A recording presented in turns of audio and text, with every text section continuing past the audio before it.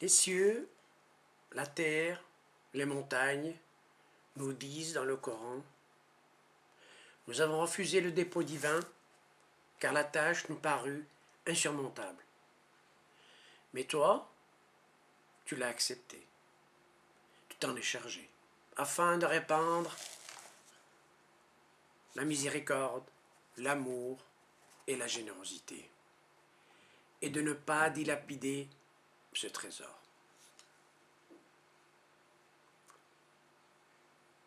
Avons-nous été à la hauteur du pacte primordial? Avons-nous été à la hauteur de cette promesse initiale? L'économie productiviste, consumériste, a réduit la nature en un objet dont l'exploitation sans fin et de façon démesurée est la cause principale du grand désordre écologique auquel nous assistons.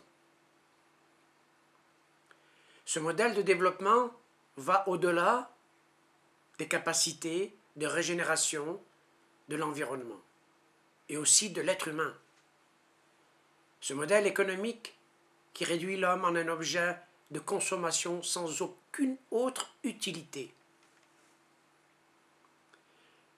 Dans un monde où le mercantilisme s'est introduit par tous les interstices de la vie jusqu'à dévoyer ce que l'humain a de plus intime, sa spiritualité. La foi du croyant est mise à rude épreuve.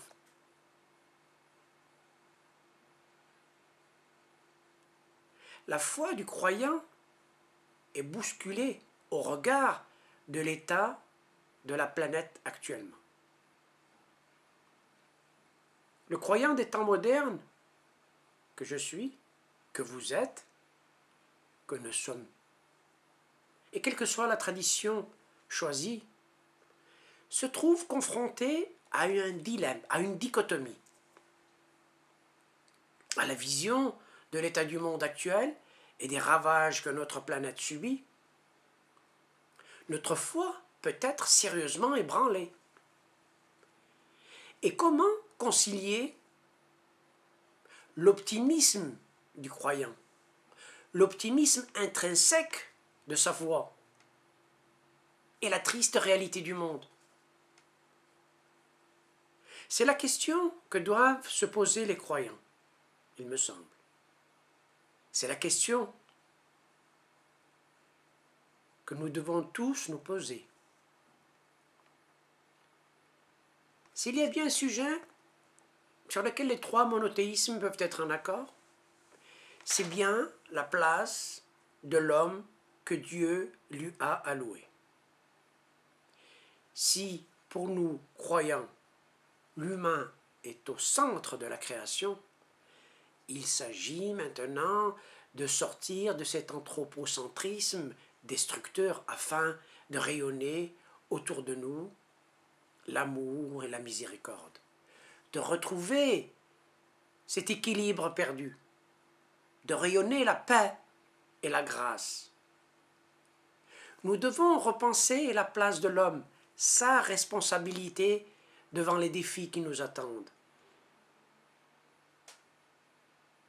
Dans une société où l'homme se définit non pas par ce qu'il est, mais par ce qui lui manque, nous sommes dans l'obligation de repenser, d'affiner le sens de ce que nous sommes et vers quoi nous voulons aller.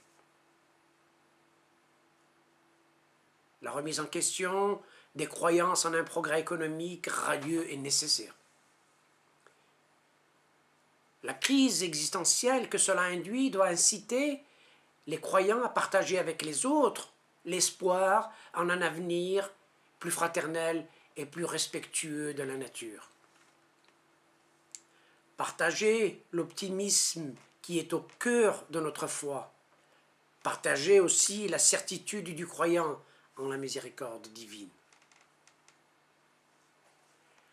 Les débats sur l'avenir de l'humanité, sur l'avenir de la planète, doivent préoccuper les croyants et les cheminants spirituels pour que nous puissions alimenter les discussions entre d'une part ceux qui ne veulent que rien n'arrête le progrès, et d'autre part ceux qui ne veulent plus de progrès technologique. C'est une troisième voie que nous devons leur proposer, celle du juste milieu, celle de l'équilibre entre développement et respect de la nature, celle qui aide à sortir d'une vision utilitaire de la nature, celle qui aide à désaliéner l'animal. Nous, croyants, nous devons réaffirmer notre attachement à la protection de l'environnement et à la préservation de notre planète, non seulement pour témoigner, mais aussi pour faire entendre notre différence et notre spécificité. Et quelle est cette spécificité, me direz-vous? C'est celle du croyant auquel Dieu a donné la responsabilité de cette terre. En réaffirmant ce postulat, nous pouvons enrichir le débat qui préoccupe notre société actuellement. Par la diversité de nos traditions, par la diversité de nos sensibilités et de nos approches.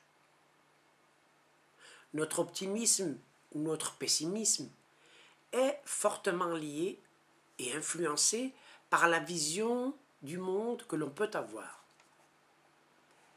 Si pour l'Occident, le monde, la vie, a un début, un milieu et une fin, et c'est cette fin du monde, cette fin de la vie qui va angoisser l'être humain et le placer dans une éternelle fuite en avant, dans une consommation matérielle afin de combler ce vide existentiel.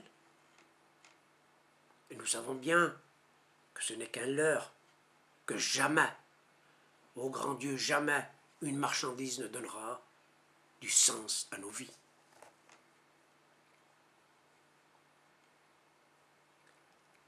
Alors que pour d'autres traditions, c'est une vision cyclique qui va être mise en avant. Cette vision est plus optimiste, car elle est dans la certitude d'un perpétuel recommencement. Recommencement différent, certes, mais recommencement tout de même.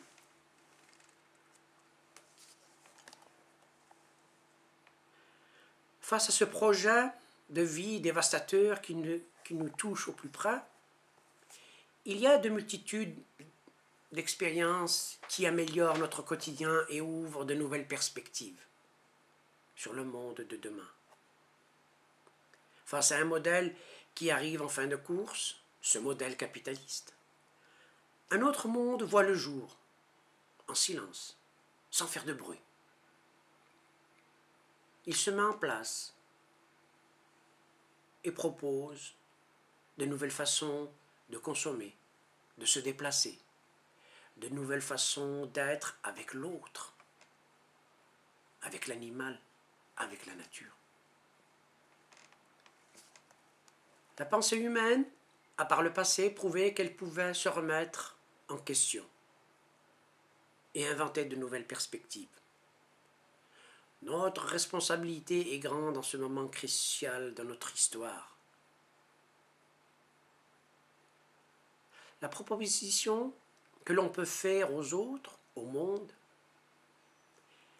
c'est de respiritualiser notre rapport à la nature, à l'animal, au monde, afin d'être à la hauteur du pacte primordial, afin de respecter la promesse initiale. C'est avec amour et miséricorde que nous devons nous préoccuper de notre planète. Ce n'est que de cette façon que nous pourrons la sauver. Aujourd'hui, le monde a grandement besoin de sagesse. Proposons-lui ce qu'il y a de plus noble en l'humain, la beauté, qui est en chacun d'entre nous.